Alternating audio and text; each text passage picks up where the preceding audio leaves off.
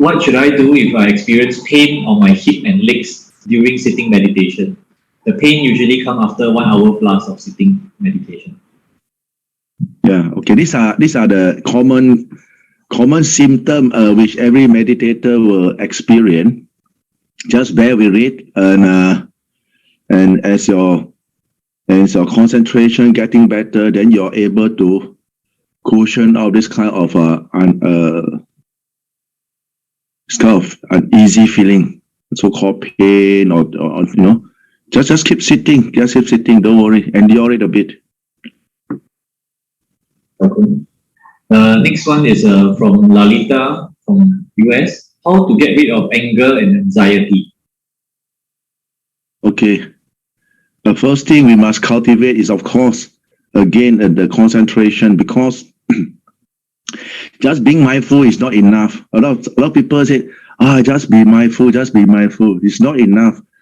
First thing, anger should be overcome by cultivating thoughts of goodwill, metta bhavana. That means if you're a person who always get angry, agitated very easily, and full of like a gas tank, very easy to explode, it's good that we cultivate thoughts of goodwill, right? And again, the thoughts of goodwill, you can, there's many YouTube on how to sit and cultivate thoughts of goodwill.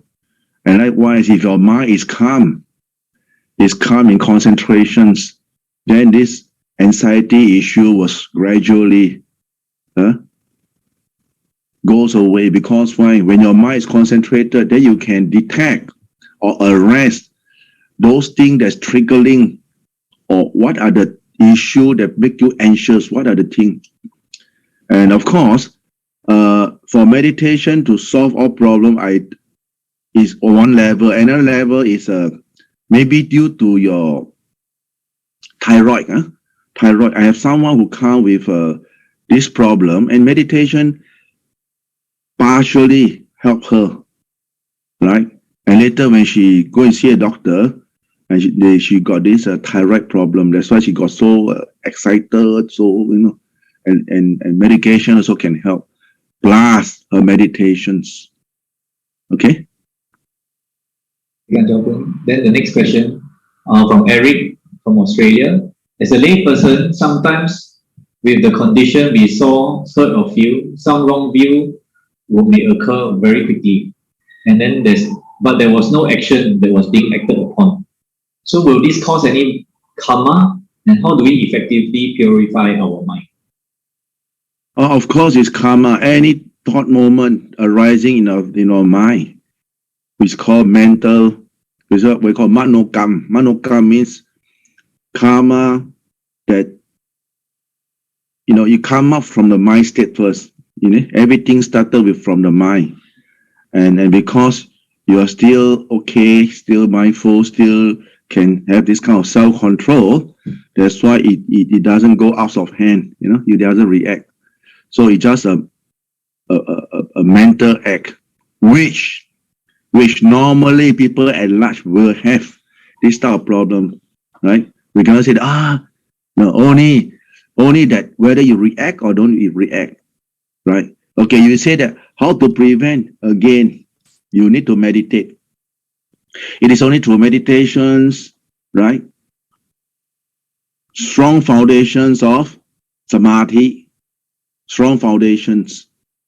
Just mindfulness itself is not enough. You got to have samadhi, because you need to have this strong foundation of the mind.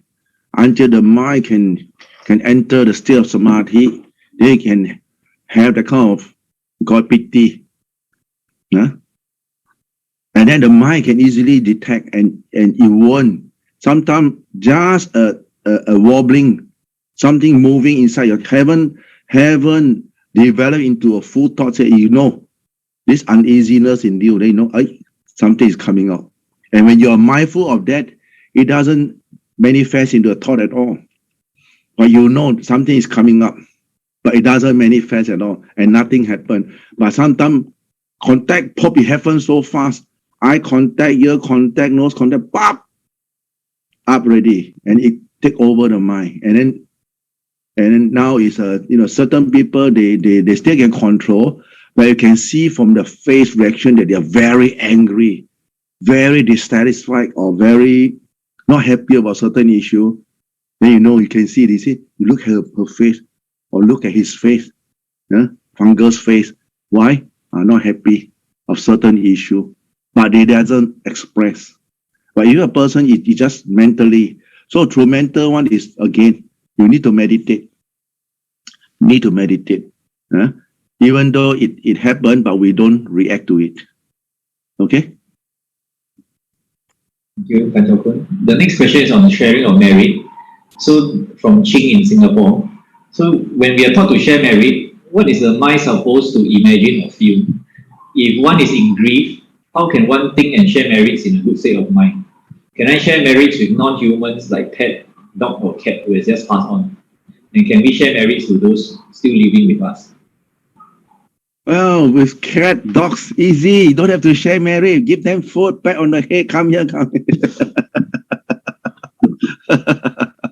Right? Animal, like human being.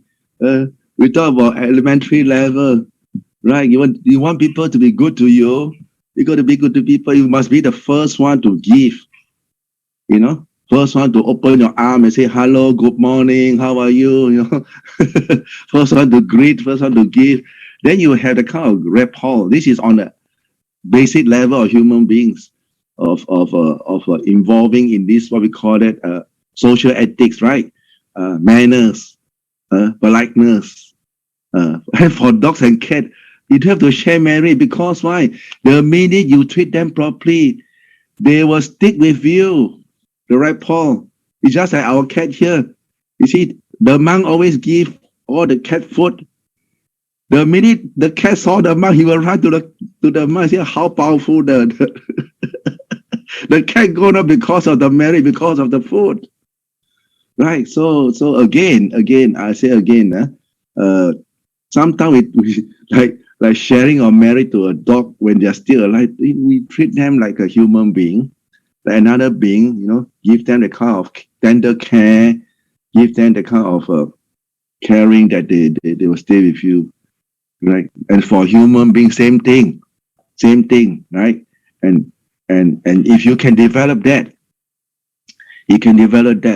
then you don't worry. After they die, where will they go? You don't have to worry because their mind stays so happy, right? So happy, and for human being, unless this being calm, in your meditations, and that provided the individuals are able to perceive this being coming, or they might dream of someone coming to them to seek for help. Then you may do transfer merit. So we got to treat this issue into two different directions. Okay? So the next question also on sharing of merit. So from Ching Ching in Malaysia, her ex-boss just passed away suddenly due to brain tumor. She didn't have a chance to say goodbye and she keeps thinking about him and how to dedicate merits to him. But afraid that after dedicating merits, he will follow her and keep thinking. So how can she deal with this? That's the problem with people who are uncertain and have all kinds of thinking that on one hand you want to help people, and the other hand you're scared that you're helping people, helping this being will follow you. How can you be so sure that it will follow you? How can you be so sure that your boss will receive your merit? Right? But because he is your boss, right? And you have the gratitude towards him, and that's the only way that we want to recall, is to do merit for him under his name, right?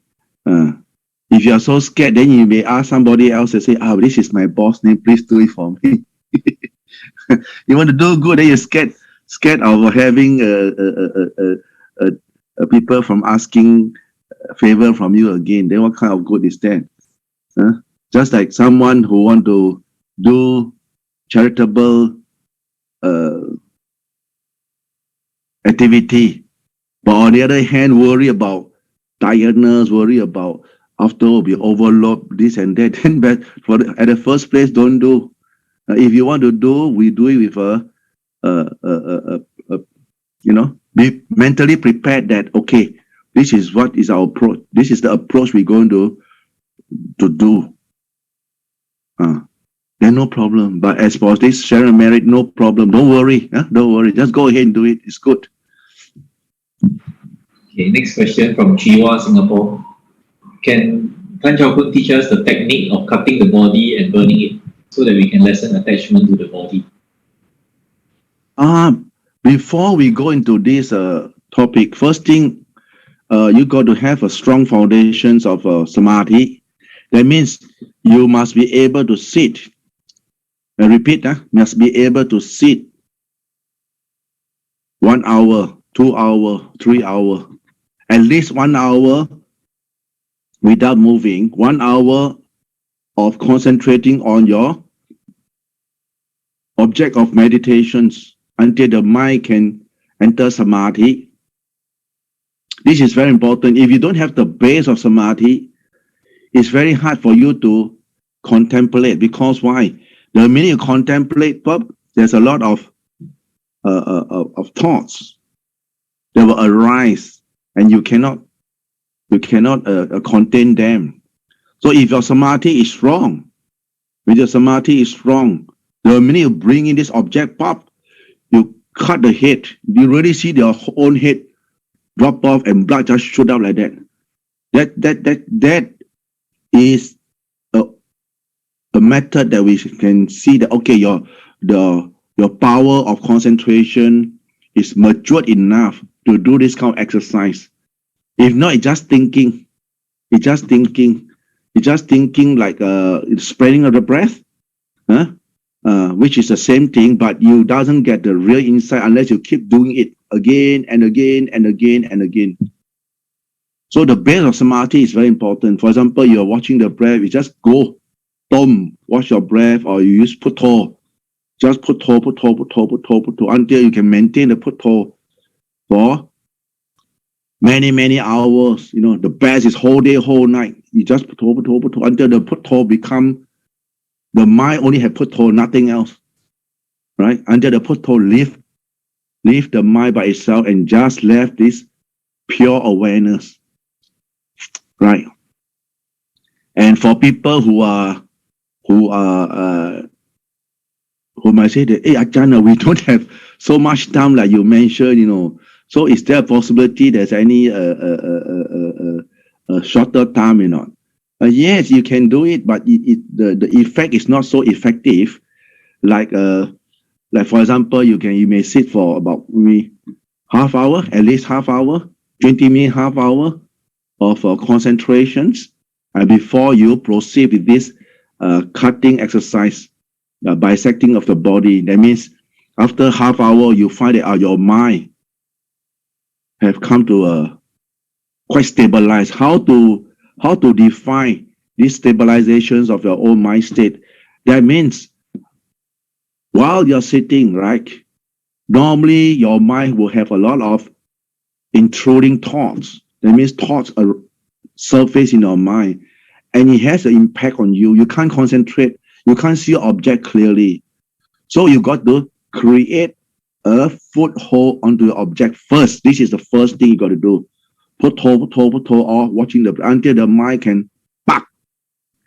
Okay, second thing, thought that still arise, subsided, and this thought doesn't have any impact or influence over the mind. That means you can focus onto the object clearly, right? And you prolong that clarity state of mind, right?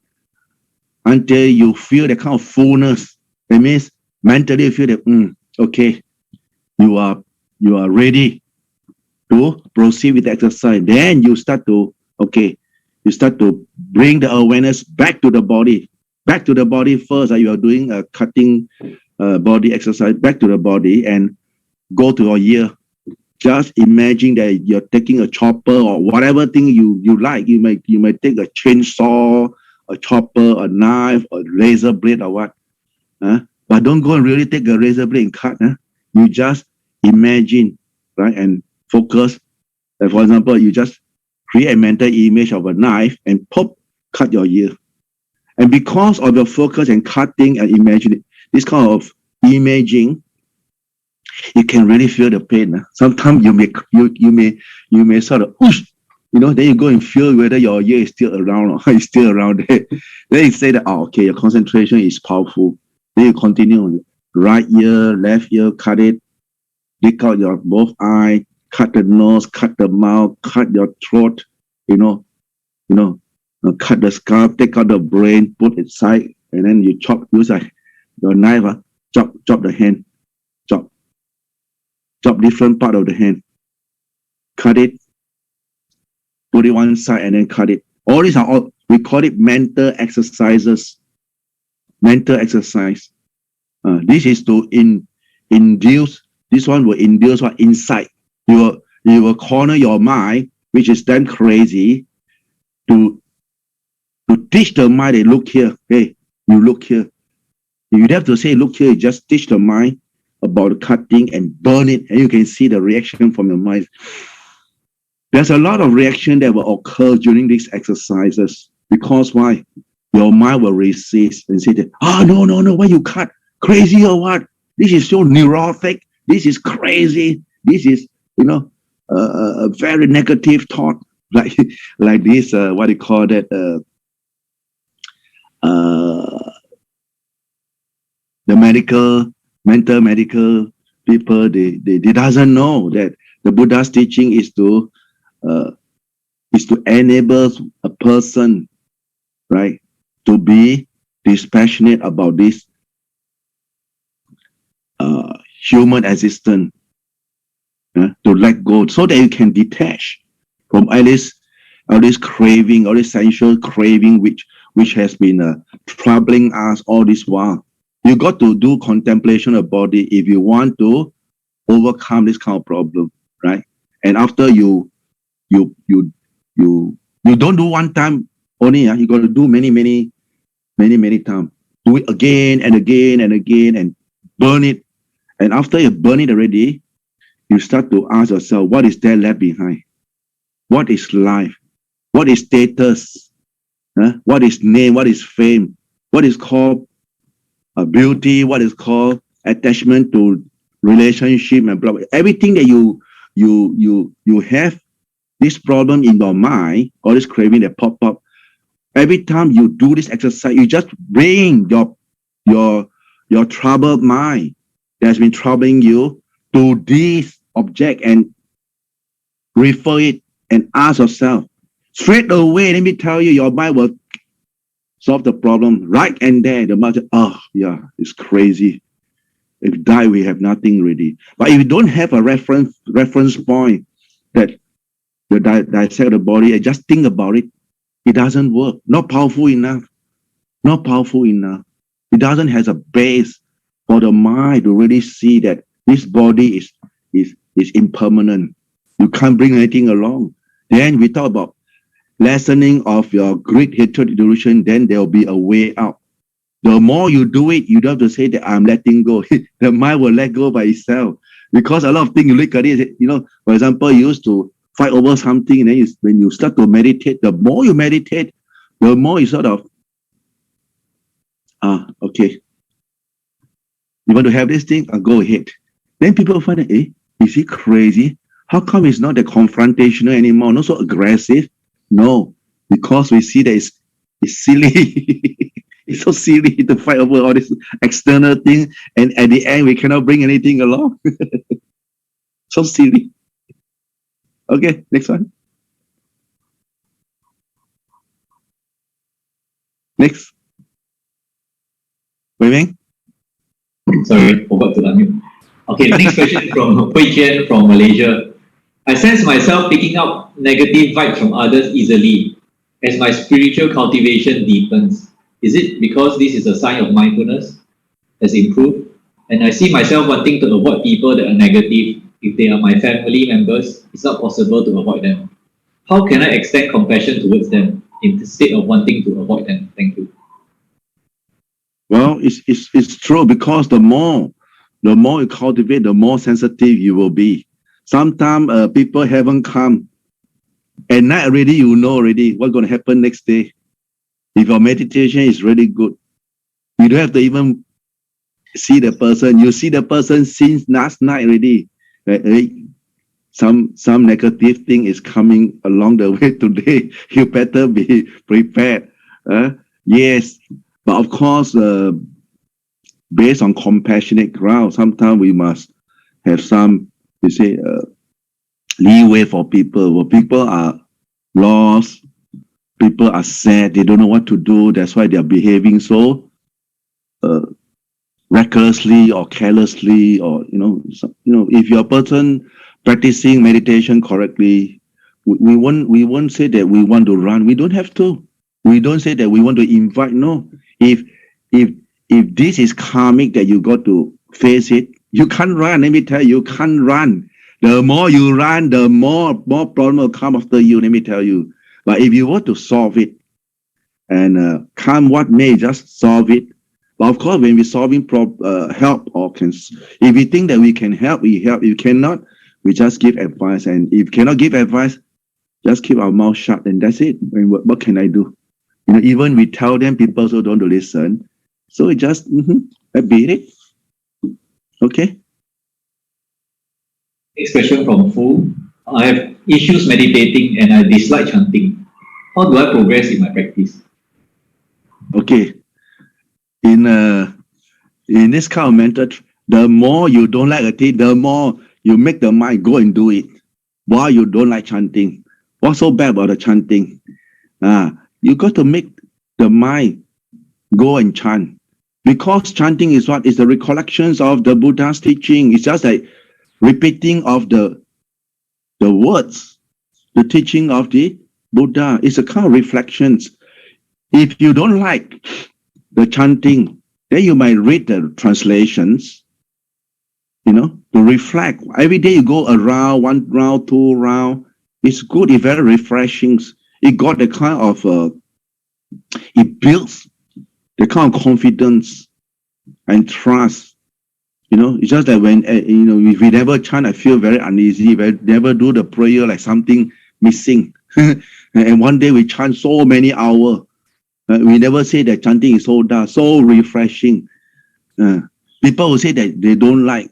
If you're practicing, you like and don't like, something is wrong. Okay? So go ahead. Something you don't like, just ask yourself why you don't like. What's so bad about the chanting? Okay? Next question from Lee, Malaysia. Does walking meditation has the same effect as sitting in terms of samadhi and contemplation? How many hours of walking is equivalent to 3 hours of sitting? You cannot decide. You cannot compare how many hours with the mind state. You can't. Some people may be sitting there for days, but daydreaming. They think of the family. I gave you one example last time when I was a junior monk in Rayong. I saw this guy sitting in the JD for so many hours, so straight, I was so impressed because he's a lay people. I want to mop the pagoda. I feel guilty that I might disturb his samadhi, so I'm not there to mop. I went until he sit in the morning and the 4 something, and then he start to wake up. I said, okay, I go and mop. After mopping the JD, I asked him. I was very happy because I like sharing. I wanted to share. I said, what is your object of meditation? You know what he told me? He said, I'm thinking about what my father is doing now. And then my mother, my sister, my brother, my house. I said, oh shit. I can sit for so many hours daydreaming. So no, never gauge. Never gauge how many hours. And again, using the hour of sitting and walking, are they the same? No, you cannot gauge. For walking, of course, it's more easily to concentrate for certain people. And to be very frank, I like walking a lot. Because the mind calm down very, very fast when you walk.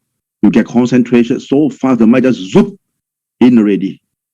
And you got to, again, we cannot have a one answer to suit all, that this is the way. No.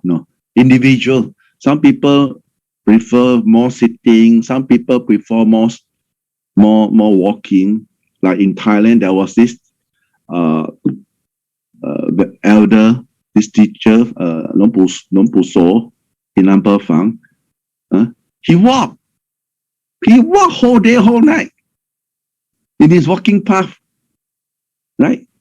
He go Bindabak, come back. He seldom go anywhere. He just walk only whole day. If you want to go anywhere, go to the walking path. He will be there, always on the walking path, and beside having his meal, he just walk only.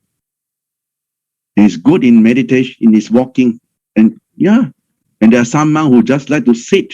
They don't they don't prefer walking. So again, you got to test it out for yourself and find the right balance for yourself. Okay. Thank you, Than Khun. Next question from Dan from China. I spend a lot of time exercising, mainly running, rock climbing, and doing yoga. It is easier for me to concentrate when I'm moving. I can run for hours with my breath and the footsteps directing back to the breath when it wanders. As for climbing, it's more about body awareness and facing up to the fear of falling. I wonder, will this kind of practice help with sitting meditation? Oh yes, definitely. The problem is when you are climbing, you're having the fear that you will fall, and your mind is dwelling on the fear. It's not something like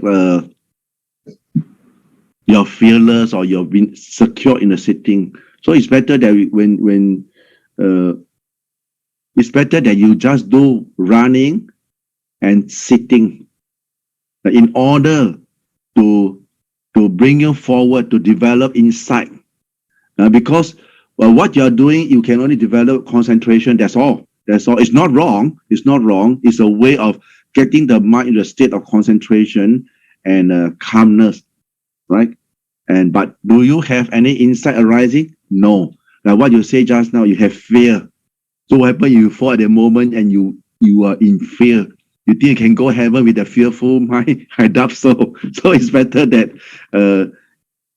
instead of risking your life, climbing and getting fear, it's better that you go and just run and with your breath, right, until you can gain concentration, and then start to contemplate about the Dhamma, contemplate about the body, the impurity of the body, contemplate on those things that your mind is inclined to.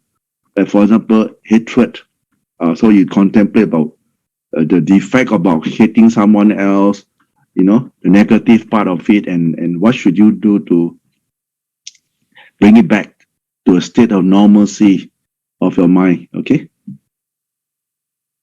Next question from Louis in Singapore is about choosing the right tradition. So I wish to go in that practice in one of the three schools, Mahayana, Theravada, or Vajrayana. I try to pick one which I can resonate and connect better. However, after 2 years of searching, I still find myself liking all three schools. So I try to study all the three schools, but just trying to memorize and doing the puja, chanting for one tradition is already too much for me. So how should I pick a school which can go in depth into learning and letting go of the other two without regrets? First thing is you must have the faith first. We don't have so many things, we will confuse ourselves.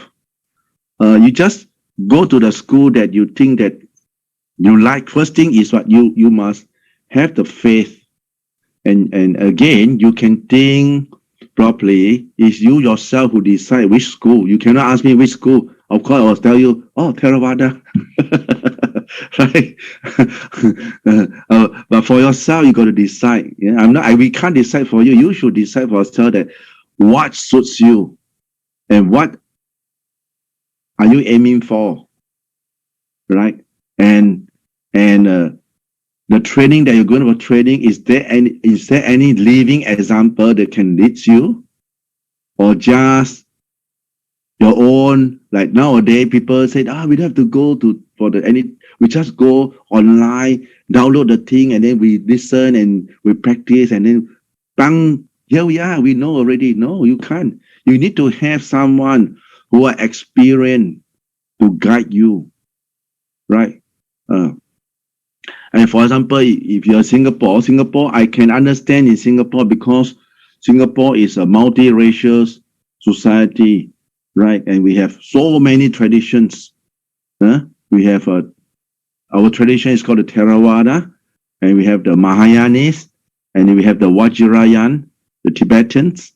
But if you want to learn every tradition to see which one suits you, you're going to have trouble. Okay? Now, there's one tradition, the tradition, you go and watch your breath, and the tradition of the heart. That is more important, right? The minute you practice in line with the Buddha's teaching, then you go beyond tradition already. The minute, right?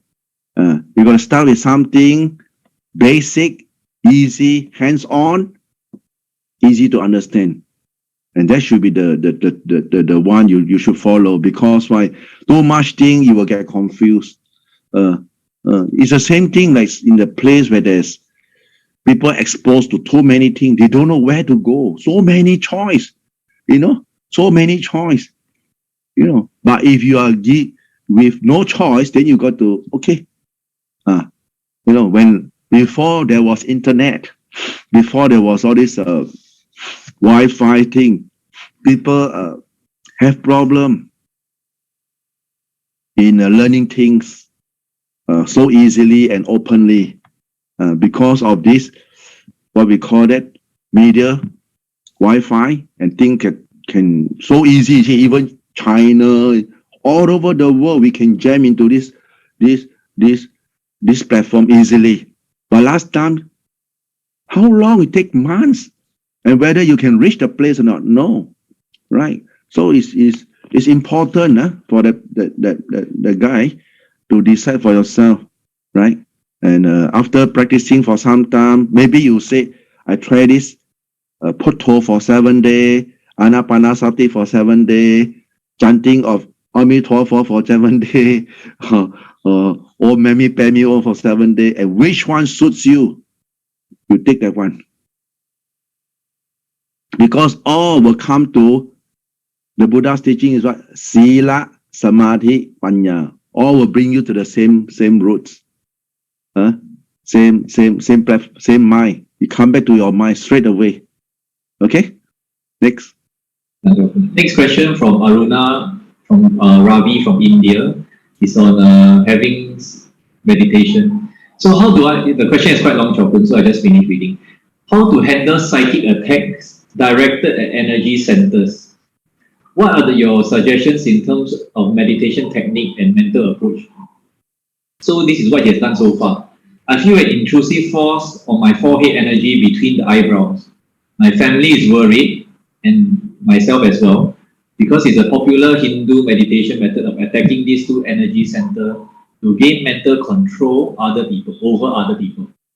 I increase the attention I pay to these centers. I start out with breathing in and out through those points, and gradually progress to perceive breath energy emanating from those points. I've also begun to do a lot of metta meditation to counteract these attacks. I have been witnessing satisfactory progress in handling these attacks, but my productivity at work has gone down drastically. So would like to request Ajahn to guide me. Is there anything else that can be done to fend off these attacks and regain my productivity? Attack, A-T-T-A-C-K? Yes. Who attack her? Say some psychic or energy attack directed at the energy center. So his energy center, he feel an intrusive force in the forehead in between the eyebrow. I don't know who attacked him. Right, yeah. He just says he feel this intrusive energy at the forehead between the eyebrow. Okay. That's the problem with you actually it's just energy. Nobody is attacking you. You see, your mind go and say that someone attacked me. Actually, it's your energy. It's your energy. That's all. try to bring the energy and diversify the energy. No, don't let it. If you know that this problem is persisting up in the head, which can cause a lot of distortion, or sometimes you might get headache. But of course, some people, they like the kind of a high, you got sort of get high, very high in the kind higher, like people smoke marijuana, the kind of high, but it's not smoking marijuana. I'm talking about meditation, the kind of high. You can have that when your mind is very concentrated, very powerful, right? You got a kind of what we call piti, yeah. So actually, it's good. You can have the energy. No one is attacking you. Don't be misled. Like a certain thing can attack you or this and that, right? Sometimes we read too much comic and all this called hallucinations, mind making story, and especially and again, we in Buddhism we don't emphasize on external thing. We more concentrate on our own mind state rather than the energy attacking from other people. No, we don't do that. We don't do that. And for her, because it's more long discussion, you might tell her to have a later session. You go to the next one first. Next one is from Manfred from US. It's about his meditation experience. So one day when he was meditating on egolessness, a thunderbolt suddenly raised up in the middle of my head, and then white flashes of light filled up my whole world in my mind. And then at that moment, I realized that self did not exist. I wanted to cry at that moment, and after meditation, I find that my mind was filled with joy, and everything, whatever I saw, was brighter and more colorful. Even if when I look at trash, it looked lovely. I realized that the earth herself is pure land, and these surprising changes lasted for 7 days, and then it vanished.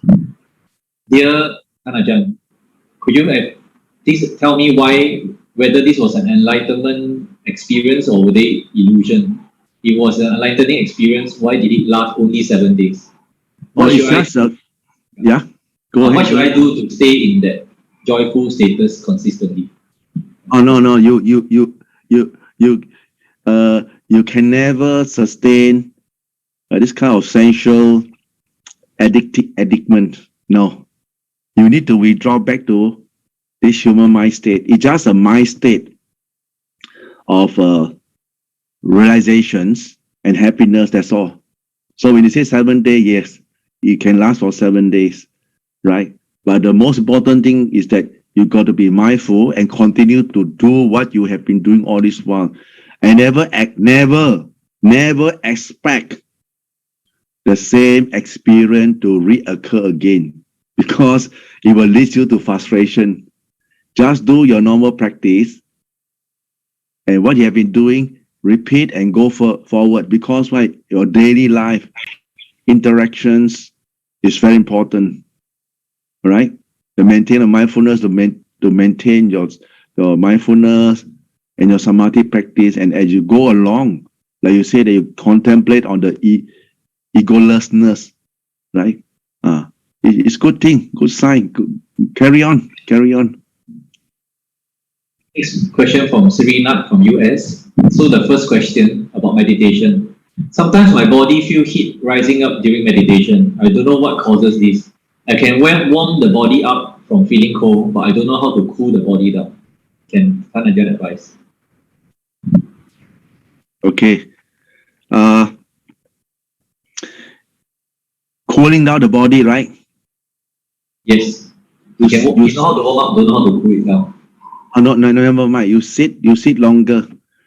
It will cool down by itself. You sit longer. When the body reaches the peak of warmness, right? It can never go any further. It will disperse by itself. When you hit the peak, you got to hit the peak. That means hit it down, and you really feel like, wow, like a oven hitting you. Then the next moment, you back, cool. Sit longer. You will know it. Okay. Then his next question is on Vipassana. My feeling is so attached to my close family, especially my youngest son. For my son, I worry that I have to do my duty as a mom to prepare for his future. How can I balance this feeling of still loving him and not so attached to him? Oh, there's no such thing as loving and no attachment. Loving also a couple with attachment. There's no such thing as you love someone and you don't attach. Cannot be. You know, when you love someone, don't say about attachment. The minute you see contact only pop, your mind consciousness already registered in the opposite of another beings. You know, it's just like an invisible nail or super glue already. Right? This is why people can get, couple when they see, they spark, bang, and that's on fire. The fire of Rakakina, Raga, spark. The same thing. That's why we need to meditate is because of this kind of things, this kind of problem. And of course, because you cannot deny this is your son and how to don't attach. It's okay because as you got to say that this is my duty to my family members. I only fulfilling my duty, right? And this is the balancing. It's okay. You cannot say that I don't attach. How to don't attach? If you don't attach, then you will say that I don't care already, right? But because it is our family members, it's our duty to fulfill. We just fulfill our duty. Okay? Next question from Lee. How can we integrate meditation practice into our daily life as lay people? Or integrate. No, actually, this we have been repeating again and again. Just have the 5 precepts in your daily life. You must have these 5 precepts. Be mindful, and when times permit, sit and meditate. Right? And again, during your daily life, when there's any kinds of encounterment, anger arises, which is very normal. Jealousies and hatred arises, which is very normal because you are dealing with people that's wrong view. Even ourselves, we're not there to say we have all the 100% right view. We also have a lot of wrong view because why? In our mind, there's always great hatred and delusions. It has been blended into our mind. So if you're under this kind of circumstances, then we got to use the Dhamma to diffuse the situation. That's why it's so important to be mindful and to be able to arrest a different kind of mind state when arising in our daily life. And if you cannot handle the mind state at that moment, just disregard it.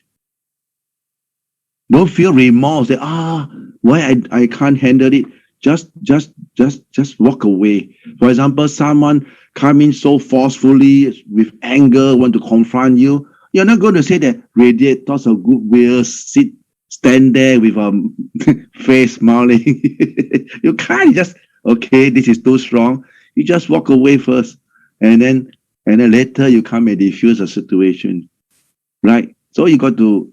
These are some example only that we will encounter in our daily life, right? Okay. Next question from Kenny, Malaysia. Is it advisable to start with Buddha recitation until the mind is calm, then proceed with breath meditation? Oh, yes, definitely. Because the breath, whether you like it or don't like it, your breath got to be there. It's with your body all the while, right? You can use Putto because why? We recommend they use only one method at a time. You don't mix up, right? But sometimes they say put in, toe out, which is not wrong. But again, you put toe. For example, if you use Putto when your mind state is very, very chaotic, how to say chaotic? That means too much traffic, mental thoughts in your mind, and you know that your mind is very, very irritating and very easily emotional, affected. then you want to calm your mind down, use putto. Your putto must be fast, mustn't be slow. If you put not fast anymore, like a machine gun, in a short journey, fast, and then you find what you perceive with each and individual practitioner is that you can perceive in your mind. You see, this mental moment just pop, it just dropped, and the mind just put tone in. When you have attained, when you achieve this state of calmness at time, then we reduce the speed of putto. Then we reduce, and we reduce putto until the mind will zoom into deeper concentrations. And when the breath, when the putto disappear by itself, you see, your breath will take over as object of your focus straight away. But you come back to the breath automatically. Okay? And then the next question is on one master called Liu Taitan. He recently passed away, and then he said in the YouTube you can see him healing people, and sometimes he says he sees insects and creatures, dead people attacking people's organs, resulting in sickness, cancer, bad luck, etc. And he advises them to do this chant called 小房子 to get healed. So the question from James is, do such entities attack in this way? And question 2 is, do Bodhisattvas help people with problems in such manner? No comment. Okay, next question. Okay, next question also from James. There's a jhana method taught in Sri Lanka where the person, after meditating about 1 hour, tells the mind to go into level 1, 2, 3, and 4 jhana. Stay there depending on the intention. May I ask Ajahn if this is correct? We practice ourselves better. I don't want to say that correct or wrong, because when people they are inclined to go the kind of practice, of course that individual has the faith, right? And again, there's whatever method you practice, I want to conclude this way better. Whatever method you practice, the method that can calm your mind down, right? And doesn't cause damage to other people. Remember, doesn't cause harm to yourself and to other people. That means you don't practice until something happens, and then you cannot control yourself, and then that's not right. So it can calm your mind easily, and your greed, hatred, delusions to contemplation subside. Go ahead with the method. This is on concentration practice. I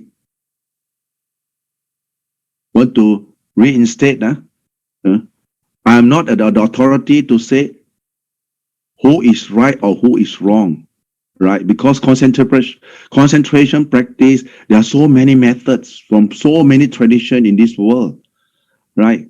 And if you were to look into the Buddha's time, Anapanasati,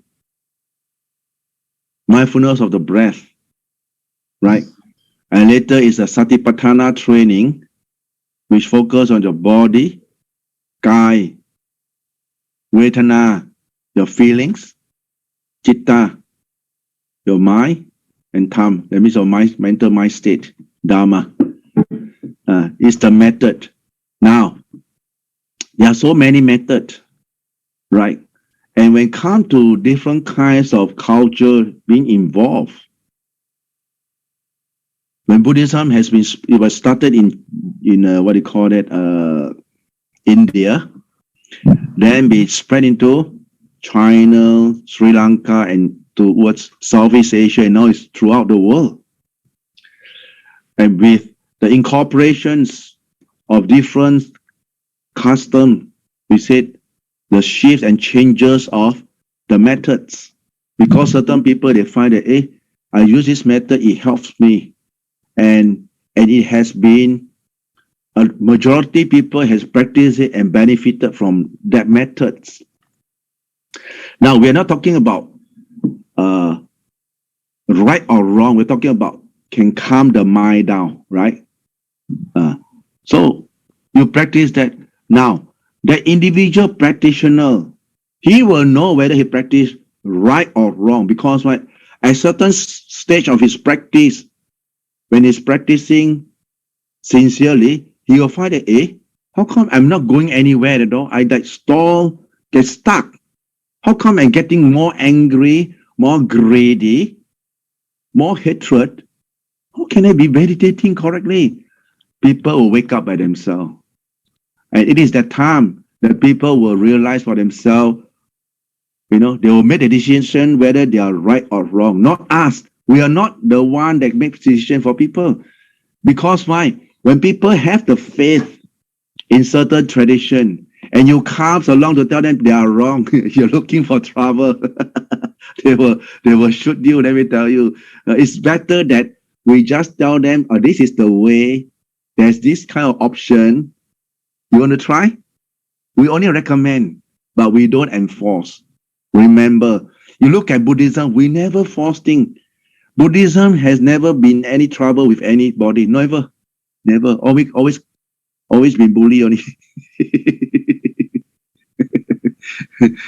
So remember, we just maintain the thing and do the training, because the Buddha always teaches us to believe the law of karma.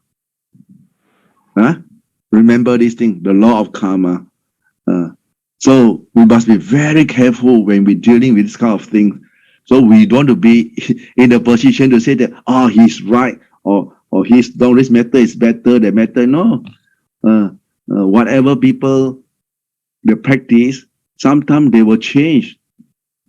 They will change by themselves. When they find that they are not going anywhere, they will change. That's why we have 40 methods, in the Buddha's teaching. 40 methods of meditations. Right? If you were to look into the training of the mind, 40 methods. And the Buddha said, just a handful of leaves, and there's so many leaves in the forest. So I don't want to make this kind of statement. We just say things within the scope, okay? Yep. We have another 4 or 5 questions. Should we finish? Go ahead. Okay. So the next question from Yong from Malaysia. Ajahn mentioned that yesterday we shouldn't mentally complain about a monk. If we have done it, how can we ask forgiveness? Can Ajahn advise, please?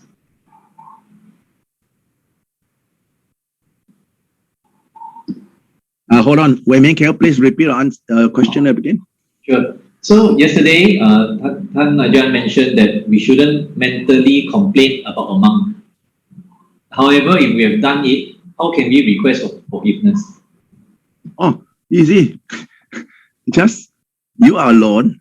Just go to a Buddha image or a place of worship which you feel comfortable with, and you just confide your problems and say that, okay, through my word, my action, or my thought and speech, they have intentionally or unintentionally transgressed and offended the member of the Sangha, or the triple gem, the Buddha, the Dhamma, and Sangha. I, your name, sincerely ask for forgiveness. Repeat this thing 3 times, or you can say it out, right? And you will feel better after that, definitely. A lot of people, when they're asking for forgiveness, after that they feel better. Yeah. Okay. Wei Ming, I have another session coming in at 5:30. Yep. Okay. So maybe I ask the last one, Khun. Yeah. Okay. So the last one is from Kenny. To attain Sotapanna, the 3 factors, namely rites and rituals, unshakable faith, and self-view, needs to be eliminated. How does one know he has no self-identity view? Okay. You meditate, then you know. It's not that you asking. When you ask, that means you still don't know. Okay. Okay. Yeah. Practice more.